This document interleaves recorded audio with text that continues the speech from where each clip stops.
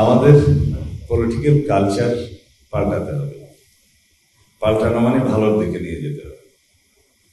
আমাদের কালচার এর মধ্যে ইনোভেটিভ এডিশন করতে হবে। আমি সবসময় পিওর বাংলা বলতে না পারলে আমাকে ক্ষমা করবেন, এগুলো ঠিক প্রতিশব্দগুলো প্রম্পটলি আসে না। যেই প্রক্রিয়ার মধ্য দিয়ে আমরা গিয়েছি স্বাধীনতার পর থেকে আজ পর্যন্ত, যা কিছুই আমরা অর্জন করতে পারতাম সেটা আমরা পারিনি।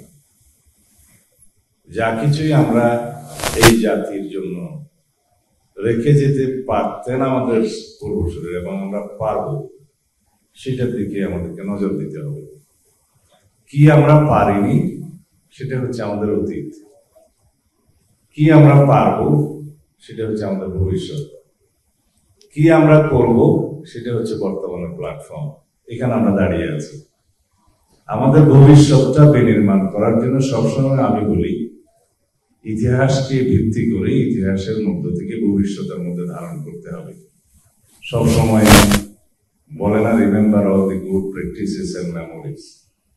ইতিহাসের মধ্যে তিক্ততা যেটা আছে সেটাকে শিক্ষা হিসাবে নিয়ে সেখান থেকে আমরা ভবিষ্যৎ নির্মাণের জন্য এই ইতিহাসটাকে আমরা ধারণ করব ভবিষ্যতে। অনেক সময় বলা হয়ে থাকে ইতিহাসের মধ্যে ভবিষ্যৎ প্রতীত থাকে, এটা হচ্ছে সেই কথা। কিন্তু বর্তমান বলতে কোনো কোনো ভাষার মধ্যে বর্তমান থাকে না, ফিউচার থাকে। Past tense and future tense থাকে একসাথে। যেমন আরবি ভাষায় ফিউচার এন্ড প্রেজেন্ট টেন্স হচ্ছে একটা। আমি আরবি গুলো বলছি না এখানে, তো সেই জন্য, কারণ প্রেজেন্ট মোমেন্ট অলওয়েজ পাস্ট হয়ে যাচ্ছে, ক্রমাগত প্রতি মুহূর্ত পাস্ট হয়ে যাচ্ছে। সেই জন্য ফিউচার দিকে আমাদেরকে বিল্ড আপ করতে হবে। এই শিক্ষার মেধা ব্রেন ড্রেন বলতে যেটা শর্ট টার্মে বলা যায়, সেটার বহুবিধ কারণ আছে। ব্রিটিশ ইন্ডিয়ার একটা হিস্ট্রি আছে। ব্রিটিশকে ইন্ডিয়া সাবকন্টিনেন্ট রুল করার জন্য তাদের মতো কিছু প্রতিনিধি সৃষ্টি করতে হবে, এটা ছিল তাদের মাথায়। তারা রক্ত মাংসে কালারে ইন্ডিয়ান হবে, কিন্তু ধ্যান চেতনায় মেধায় শিক্ষায় কালচারে ব্রিটিশ হবে। তারা কারা? তারা হচ্ছে নবাব রাজা মহারাজাদের বংশধর, যারা তাদের মধ্যস্বত্বভোগী ছিল। তাদেরকে তারা সেভাবে ট্রেন করত। তারা বলা হতো যে by blood and flesh they are Indians, but they will be British by education, by thinking, by culture etcetera.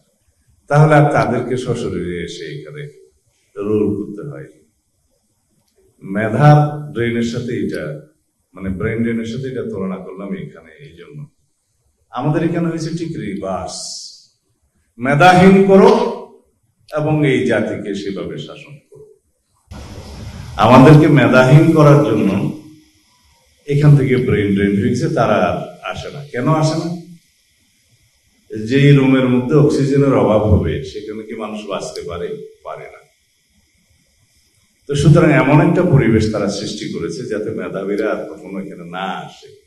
Once drained always drained, এটাই যেন হয়। কয়েকটি দেশে পৃথিবীর, আমি নাম বলতে চাই না, সাম্প্রতিক ইতিহাসে আমরা চায়না এবং ইন্ডিয়াতে দেখেছি তারা ট্রেন্ড হয়েছে আরো উন্নত দেশ সময়ে। তারা সেখান থেকে সমস্ত জ্ঞান নিয়ে তারা নিজের দেশকে ডেভেলপ করেছে এবং প্রযুক্তিতে তারা এখন প্রায় নাম্বার 1 হয়ে যাচ্ছে। কিন্তু তারা শিখেছে ওখান থেকে, তারা ওখানে রয়ে যায়নি। এবং এক পর্যায়ে কয়েকটি দেশের শিক্ষার্থীকে ওই সমস্ত দেশে, বিশেষ করে ইউএস এবং অন্যান্য দেশে, কয়েকটি নির্ধারিত বিষয়ে আর কিন্তু রিসার্চ এবং অ্যাডমিশন দেওয়ার সুযোগ বন্ধ করে দিয়েছে। কিন্তু ইতিমধ্যে পানি অনেক দূর গড়িয়ে গিয়েছে। তারা এসেছে দেশে সেবা করতে। তা আমাদের এখান থেকে ব্রেন ড্রেন হওয়ার বহুবিধ কারণ আছে। এখানে যা যা উল্লেখ করা হয়েছে সবই সত্য, প্রশ্নের মধ্যেই উত্তরগুলো আছে। এখানে আমরা যেমন হ্যাপিনেস ইন্ডেক্সে আমরা পিছিয়ে আছি, আমাদের উন্নয়ন কম, আমাদের বিশ্ববিদ্যালয়গুলো গ্রেডেশন ভালো না, বিশ্বমানের নয়, আমরা এখানে জীবনযাত্রার মান আমাদের অনেক নিচে, আমাদের এখানে কাজের বৈষম্য আছে, চাকরির ক্ষেত্রে বৈষম্য হয়, ব্যবসার ক্ষেত্রে অনেক বেশি আমাদের ঝুঁকি ঝামেলা হয়, অনেক বিষয় আছে এখানে যাতে মেধাবীরা না আসে, ফিরে না আসে এবং ব্রেন ড্রেন হওয়ার জন্য। কিন্তু এখানে একটা মোস্ট ইম্পর্টেন্ট কথা আপনাদেরকে বলি, যে বিষয়গুলো আমাদের এখন গোড়া থেকে খেয়াল করা দরকার। মাতৃভাষায় সেকেন্ডারি লেভেল পর্যন্ত আমাদেরকে অবশ্যই শিক্ষাটা বাধ্যতামূলক করতে হবে, কারণ শিশু মায়ের কাছ থেকে যে ল্যাঙ্গুয়েজটা শিখে সেটা ব্যাকরণ সহ শিখে না, সেটা একেবারে বাই জিন্স শিখে, সেটা দিয়েই তাকে বুঝতে হবে।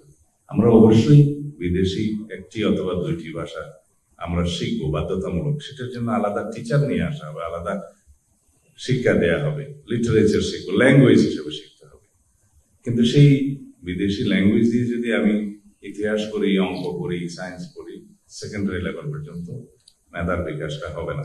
এটা আপনারা মাথায় রাখবেন। যখন শিশু কথা বলে, তার মা যেভাবে কথা বলে সেভাবেই কথা বলে, বুঝবে সেভাবে। এটা ভেরি ইম্পর্টেন্ট। শুধু ইংলিশ মিডিয়াম স্কুল সৃষ্টি করলাম, ছেলেকে আমেরিকা পাঠাবো, তারপরে তাকে ইংরেজিতে কথা বললে ভালো লাগে, দিজ আর ইমোশনস। তো এখানে কথা হচ্ছে, আমরা যারা এখানে সামনে আমি অডিয়েন্স দেখছি, সবারই সন্তান আছে বা এই এজে আছে, আমরা আমাদের সন্তানকে নিয়ে কিভাবে পাবো সেইটা সামনে রেখে আমি কথা বলছি। আমরা secondary and higher secondary level অবশ্যই মাতৃভাষায় পড়াবো, আমরা অবশ্যই দুটো ভাষা মিনিমাম বিদেশি ল্যাঙ্গুয়েজ আমরা শেখাবো। আমরা শিক্ষাঙ্গনকে এমন ভাবে প্রতিষ্ঠা করতে চাই যেটা রাষ্ট্র পরিচালনায় যারা থাকবে তাদের কাজ, বাট অবশ্যই in association with the teachers and students and the academic organisation যারা আছে তাদের কাজ।